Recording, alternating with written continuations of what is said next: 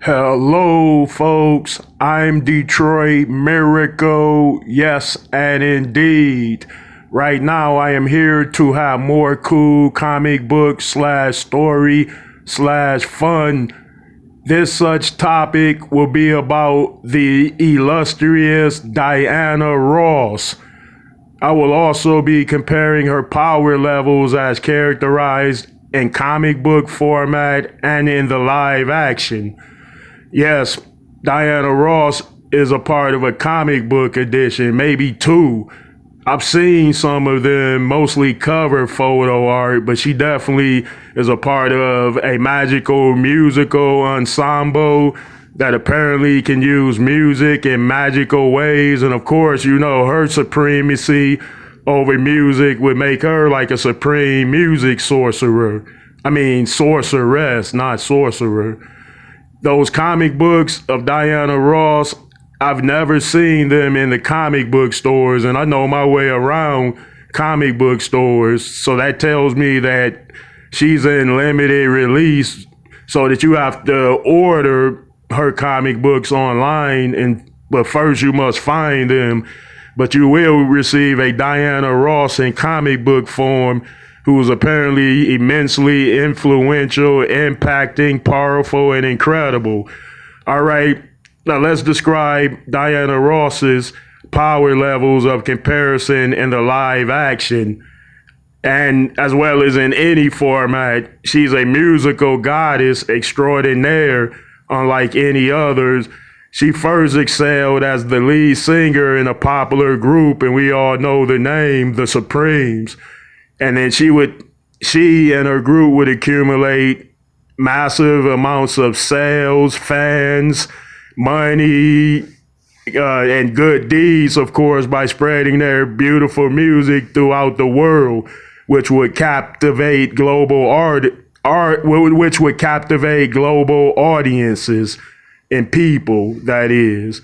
So her and the Supremes would go on to do that. The group was later renamed Diana Ross and the Supremes, but it was first named the Supremes. So her fan base had grew and grew, and the solo career had apparently tugged at her and called her. So she felt a need to move on and become that incredible, great solo artist, female singer that she would become in the live action first and foremost.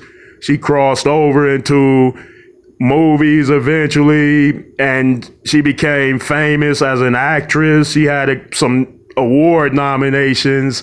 I'm not sure if she's won any film awards, but she's received some major attention and notice from those such awards. She would go on to also sell, with her group combined with her solo career, over 100 million albums.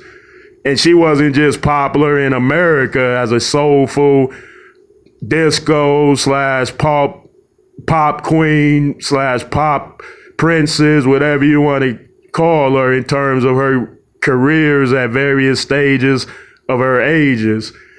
And of course, she would become a darling of the world by exuding such grace, kindness, generosity, pleasant behavior that it would make her a true standard for those as successful as her. And despite being that successful, can always remain humble, kind, pleasant, and you can always snap a photo with them if they're not too busy or something. Indeed.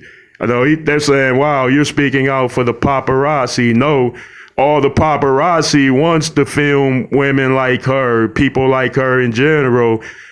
You might say Diana Ross cast a huge positive shadow over society through her music and through her presence. All right, let's rate her total. Let's total accumulate Diana Ross's immense powers in so many different ways in terms of what she's proven to do with her voice, which has immense vocal powers and prowess. And it's a captive voice, much like a siren's voice. Indeed, I would say all characterizations of Diana Ross are immensely powerful and glorified in terms of her social impact of a global, which is certainly 100% positive and powerful in those pleasing ways, delightful ways, incredible ways, inspiring ways, influential ways, and etc. All right, folks, let me know what you think about this one.